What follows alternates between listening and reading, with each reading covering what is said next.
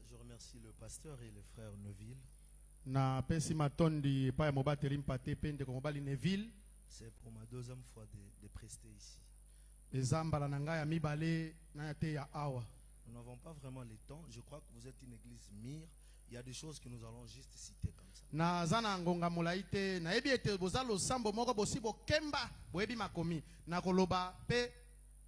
Le sujet, c'est les conséquences de la descente de la nuée de gloire.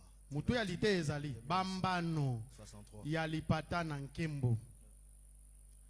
Bon, moi j'ai un petit sujet parmi ces conséquences parce qu'il y en a beaucoup, plusieurs. Je prends juste une conséquence. Je l'intitule Les réveils d'Israël vit par Osée.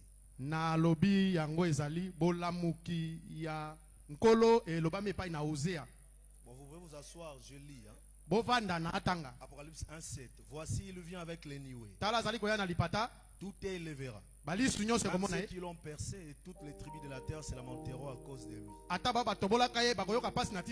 Oui, amen. Apocalypse 10:1. J'ai vu un autre ange puissant qui descendait du ciel, enveloppé d'une nuée. Au-dessus de sa tête était l'arc-en-ciel. Et son visage était comme le soleil. Et ses pieds comme des colonnes de feu. Il tenait dans sa main un petit livre ouvert. Il posa son pied droit sur la mer et son pied gauche sur la terre. Matthieu 16:28. Je vous le dis en vérité, quelques-uns de ceux qui sont ici ne mourront point, qu'ils aient vu le Fils de l'homme venir dans son règne. Je continue 17:1. 6 jours après. Vous verrez, c'est après Matthieu 16:28. La Bible dit 6 jours après le venement de Matthieu 16:28. Et frère Branham dit c'est après 6000 ans. Il dit à la fin du 7e âge. Il lui dit c'est le 7e jour. Jésus prit avec lui Jacques et Jean. Son frère, il conduisit à l'écart sur une montagne. Je saute. Et voici Moïse et Élie leur apparurent, s'entretenant avec lui. Et apprenant la parole, dit à Jésus, Seigneur, il est bon que nous soyons ici. Si tu le veux, je dresserai ici 3 tentes. Une pour toi, une pour Moïse, et une autre pour Élie. Alors, Osée 1 et 3. 1:3. Venez, retournons à l'Éternel, car il a déchiré, mais il nous guérira. Il a frappé, mais il bandera nos plaies. Il nous rendra la vie dans des jours. Le 3e jour, il nous relèvera. Frère Branham nous dit cette traduction est mauvaise, elle est fausse. En réalité, ce n'est pas dans des jours. En anglais, c'est after today. C'est-à-dire après des jours. Après 2000 ans. Dieu a promis par Osée que Israël recevra son réveil. Dans la prédication, la révélation de Jésus-Christ. Bon, les 3 premiers chapitres de l'Apocalypse traitent de l'Église. L'Église disparaît et nous la voyons plus jusqu'au temps de la fin. Du chapitre 1 au chapitre 3 il s'agit de l'Église. Du chapitre 4 au chapitre 19 il s'agit de l'Église juive. Apocalypse 10 est au milieu entre Apocalypse 4 et Apocalypse 19. Frère Branham dit dans la prédication la brèche. entre les 7 âges de l'église et les 7 il dit dans Apocalypse 10, c'est Christ, ange de l'alliance, vient tout droit pour les Juifs. En réalité, c'était une période juive. Parce que l'église épouse des nations est enlevée au chapitre 4. Et au milieu, nous voyons Apocalypse 10. Bon, la question se pose, qu'est-ce que Branham fait là-bas dans la période juive? Parce que les Juifs avaient besoin d'un réveil. Frère Branham dit que les trompettes ont sonné dans le 6e. Et vous direz la fête des trompettes. Branham est précis. Il nous dit que c'est en 1914 que la persécution a commencé à frapper les Juifs. Comme le déroulement de la rédemption est différent de la révélation. La révélation vient toujours après que la chose est déjà accomplie. Et la première guerre mondiale et la deuxième n'était rien d'autre que les trompettes qui étaient en train de sonner. La prédication, les 7 âges de l'église, paragraphe 28. Je crois en ce même moment même. Nous sommes sous la 7e trompette. Mais on se pose la question, pourquoi est-ce que Branham se retrouve dans la période alors qu'il est prophète des nations? Il fait quoi chez les Juifs? Amen.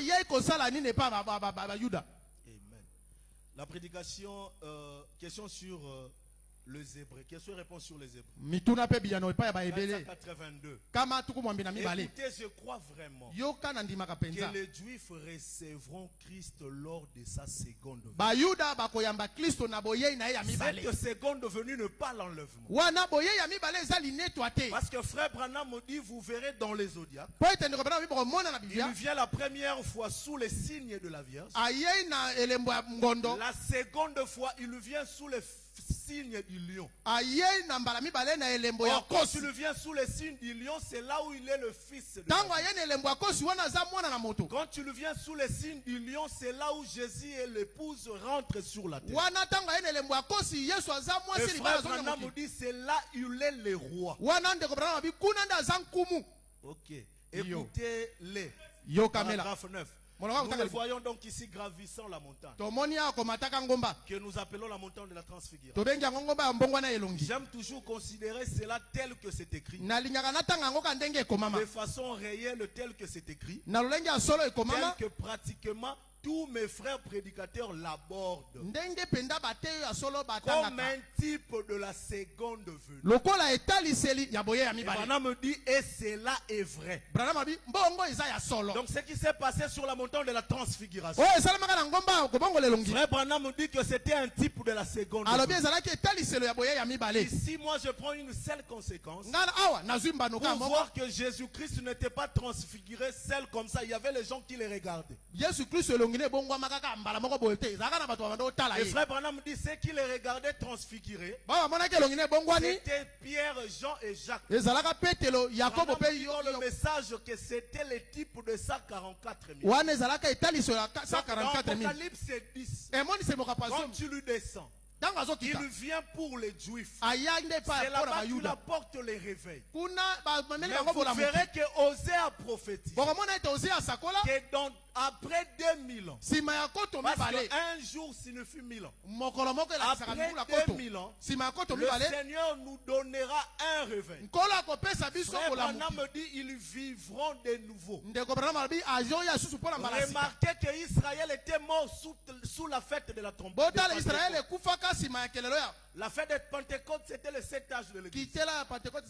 On arrive à la fête de l'expiation, à la fête des trompettes plutôt.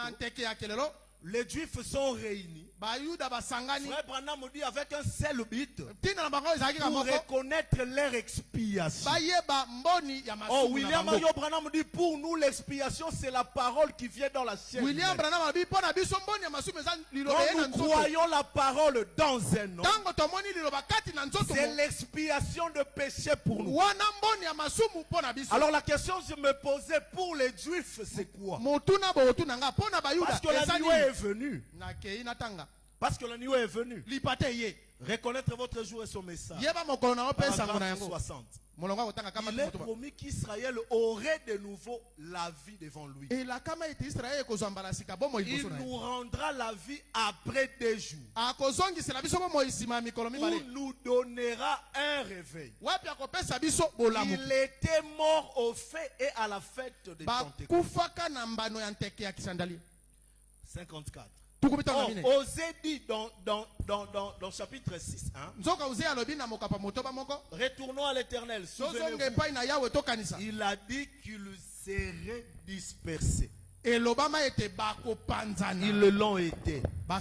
Il a dit qu'ils retourneraient à l'Éternel après qu'ils ont été dispersés et qu'il bandera leur plaie. Les Juifs étaient dispersés chez les nations. Ce sont les trompettes qui les ont réunis. Et Frère Branham dit pendant qu'ils rentraient chez eux, on pouvait poser à un rabbin la question: qu'est-ce que vous avez dans votre patrie? Un des rabbins a dit: nous rentrons pour voir les Messies.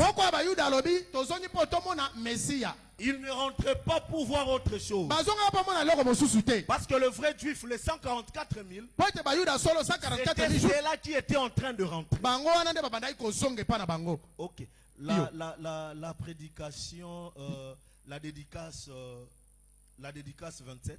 Maintenant, nous remarquons dans cette construction, au chapitre suivant, il avait dans cette construction une pierre qui était au fait trop bizarre. Pour qu'ils perdent leur temps là-dessus, aussi les bâtisseurs l'ont rejeté. Frère Branham dit pendant qu'on construisait les temples de Salomon, les bâtisseurs avaient négligé une petite pierre. Ils ont jeté de loin la pierre. Ils ont continué la construction. Arrivé quelque part, ils ont compris que la pierre était absente. Et ce n'est pas la pierre qui est revenue vers eux. C'était eux qui sont allés chercher la pierre. Et vous vous souviendrez avec moi que Benjamin, le type de 144 000, n'a pas attendu à Cana son frère Joseph venir. C'est lui, Benjamin, qui est allé rencontrer Joseph dans les pays des nations. Remarquez, c'était un pays puissant où ils étaient forts en armée. Mais Joseph, qui connaissait bien l'hébreu, ne parlait pas la langue hébraïque. Il s'exprimait dans une autre langue. Et Frère Branham me dit aujourd'hui, Jésus a parlé l'anglais. On se pose la question: c'est quoi réellement le réveil d'Israël? Dans Israël et l'Égypte. 183. Et ils regardèrent Joseph. Vous savez comment il était envoyé là-bas? Comment Israël avait envoyé ses enfants? Ils avaient reçu un petit peu de bleu. Ils mouraient de faim. Et Joseph avait interprété les songes du roi. Et vous savez comment il avait mis en réserve le blé? C'était le seul lieu au monde où il y avait de la nourriture. Un type parfait de l'église aujourd'hui. Frère Branham dit: remarquez, on a dit que le libérateur d'Israël sortira de Sion. Et Branham dit: Sion, c'est l'époux. Donc pour que Israël reçoive son réveil, il faut que leur réveil vienne de l'épouse. L'esprit demeure dans l'église est né de nouveau de Dieu. Et c'est le seul endroit où il y ait de la nourriture. Et un de ces jours, les Juifs vont reconnaître cela. Et ils sont en route. Ils sont en route pour aller où? Dans la prédication et instruction de Gabriel à Daniel. Je saute. La raison pour laquelle j'ai toujours crié Je l'ai dit devant mon auditoire. Il y avait quelque chose que j'allais voir un rôle avant de mourir pour ramener Israël au Seigneur. Mais on a dit à Branham de n'entrer pas à Palestine. Donc, si vous suivez bien la citation, on a dit à frère Branham que ce n'était pas encore les moments. Alors le moment viendra quand? Matthieu 24-25 dit. C'est de même manière qu'il est là, à l'ouest, comme le soleil. Il viendra encore ici à l'Occident. Remarquez, on n'a pas les thermomètres pour reconnaître que ça c'est le Messie. La seule manière qui nous permet de reconnaître le Messie, ce sont ses caractéristiques. Le Messie discerne les pensées. Si nous voyons un homme discerner les pensées, c'est lui-là le Messie. C'est peut-être différent dans la compréhension avec vous. Mais au moins je crois ce qui est le message. On ne peut jamais changer la vérité. Elle reste la vérité. Le 7e saut dit ceci. Il y a eu un silence. Et frère Branham me dit que c'est dans ce silence-là que les myriades de myriades revenaient.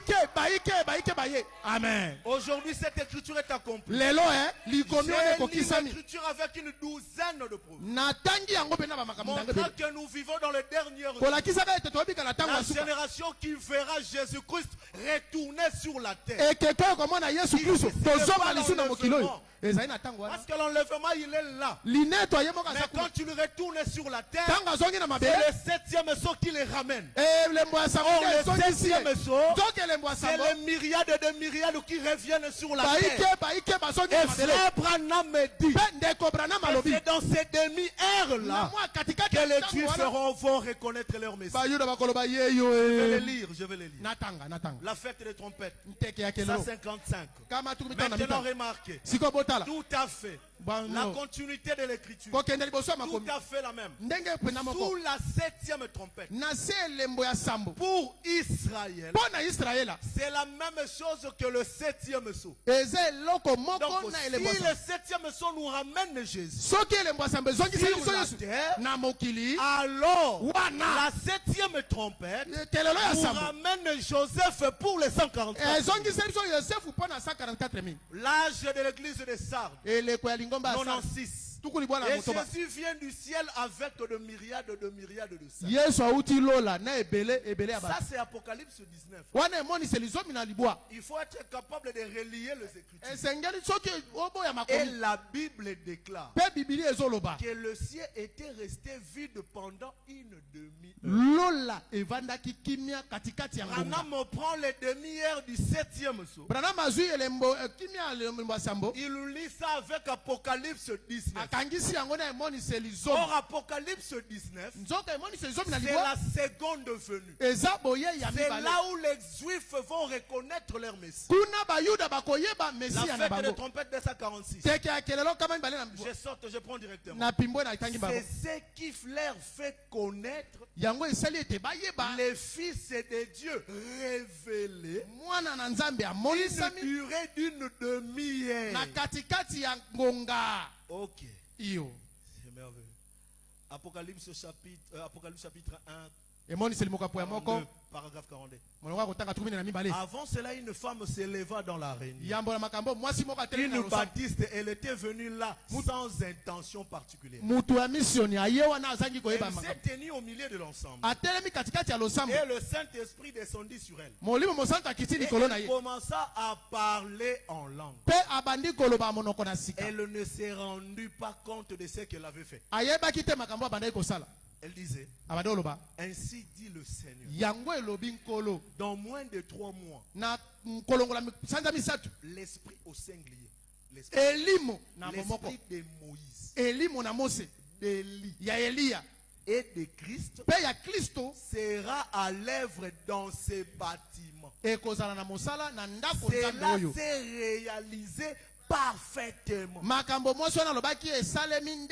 n'est pas un bâtiment que nous voyons ici. C'est le bâtiment, le corps d'un homme. Ce n'est pas le bâtiment comme une église. Parce qu'en réalité, on ne saura pas en réalité il disait quoi. Frère Branham interprète ces langues. Il nous dit que c'est le bâtiment. Or, l'esprit d'Élie, de Moïse et de Christ, nous connaissons très bien que cela agit dans Branham. Et Frère Branham dit, la fin de tomber de 150. Remarquez ici dans Lévitique 26. L'épouse est appelée à sortir par un serviteur. L'épouse est appelée à sortir par un serviteur. Les rejeter. Ensuite, ces mêmes serviteurs qui se fait connaître à Israël. Les mêmes serviteurs qui appellent l'épouse. C'est le même qui se révèle à Israël. Le même serviteur. Les instructions de Gabriel à Daniel savent quelque chose de puissant arrivera. À mon avis, ce sera un prophète puissant qui paraîtra et se tiendra devant Israël pour leur prouver que ce Messie est toujours vivant, que ce Messie qu'ils ont rejeté est venu. Amen. On se pose la question. L'esprit d'Élie et de Moïse se sont manifestés dans Branham. Mais jusque-là, le Messie n'était pas encore venu. Il a fallu que le Messie revienne. Voilà pourquoi dans la prédication, les Sibi de la Gabrielle à Daniel, Frère Branham dit ceci. En ces mêmes moments, Christ visite les Juifs. Il guérit les malades parmi eux. Et tout. Et ils ne savent toujours pas qui il est. Ils ne pouvaient pas reconnaître. Parce qu'à un moment donné, Joseph devant ses frères, c'était lui-même qui devrait se dévoiler. Et ne le comprenaient pas. Parce que le tableau était tellement sombre. Mais c'était leurs frères qui les avaient besoin de voir. Ils sont venus. Ils ont vu Joseph. Mais le Joseph en question n'avait pas le nom de Joseph. Amen. Et il ne parlait pas la langue hébraïque. Il parlait l'égyptien. Il a fallu que Joseph vienne chez ses frères. Et il se dévoile. Matthieu 17 dit que Jean, Jacques et Pierre regardaient Jésus transfiguré. On se pose la question, où est allé Moïse et Élie? Frère Branham me dit qu'il ne pouvait pas construire 3 tabernacles. Parce que Élie et Moïse étaient entrés dans Jésus. Donc, Jésus était le salut pour Israël. Si nous voyons encore aujourd'hui un homme avaler la nuée, c'est lui le Messie. C'est rangé du côté de Jésus. Paragraphe 62. Il y a 3 choses qui pourraient m'arriver. Ce soit la fin de ma route. Pour permettre à cet autre d'entrer. Je lui ai frayé le chemin. Pour qu'il prenne la relève. Parce que rappelez-vous, c'est lui qui vient prêcher après moi. Se tiendra sur la parole. Restaurer la foi des enfants à leur père. Ça pourrait être la fin de ma route. Il se pourrait qu'il soit en train d'échanger mon ministère pour un retour de l'évangile à l'outre-mer. Mais bien, peut-être qu'il ne m'appellera plus comme évangéliste et qu'il va m'amener quelque part dans le désert nabiliki pour moindre afin de m'envoyer comme les promis. Po apakola ngai po atinda ngai lokolo elaka.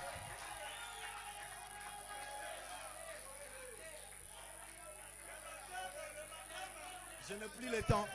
Ngonge sili na chebi une citation natangika likomi moko pour montrer réellement pona kolakisa bino ya solo. Les Juifs, faut qu'ils les reconnaissent lors de sa seconde venue.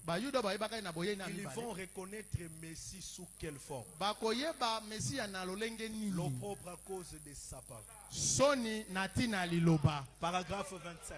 Et un bruit comme quand le mur de son est franchi. Un grondement assourdissant a retenti loin aussi. Et quand j'ai été soulevé,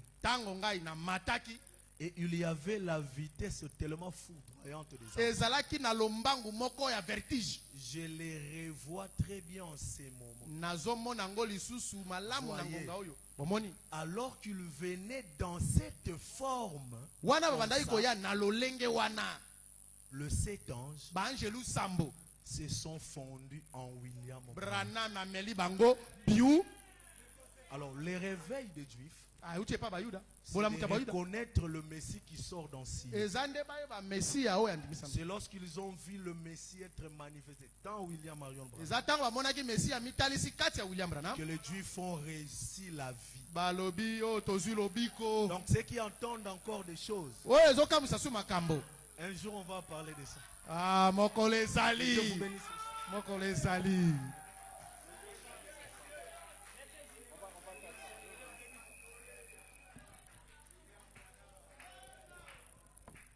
Est-ce qu'on peut acclamer très fort pour la gloire du Seigneur?